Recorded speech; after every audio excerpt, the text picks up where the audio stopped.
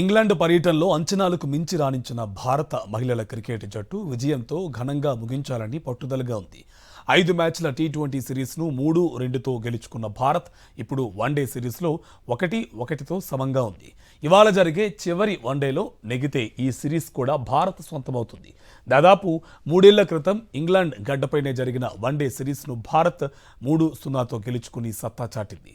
నాటి సిరీస్ ఆడిన హర్మన్, స్మృతి, దీప్తి, హర్లీన్ ఇప్పుడు కూడా బరిలో ఉన్నారు. హర్మన్ బృందం మరో మ్యాచ్లో తమ స్థాయికి తగ్గ ప్రదర్శన ఇస్తే గెలుపు సొంతమవుతుంది.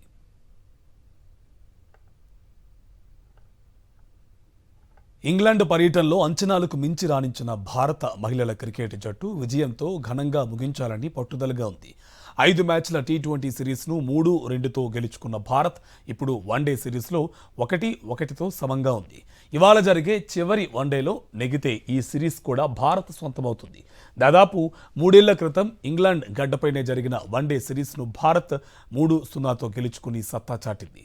నాటి సిరీస్ ఆడిన హర్మన్, స్మృతి, దీప్తి, హర్లీన్ ఇప్పుడు కూడా బరిలో ఉన్నారు. హర్మన్ బృందం మరో మ్యాచ్లో తమ స్థాయికి తగ్గ ప్రదర్శన ఇస్తే గెలుపు సొంతమవుతుంది.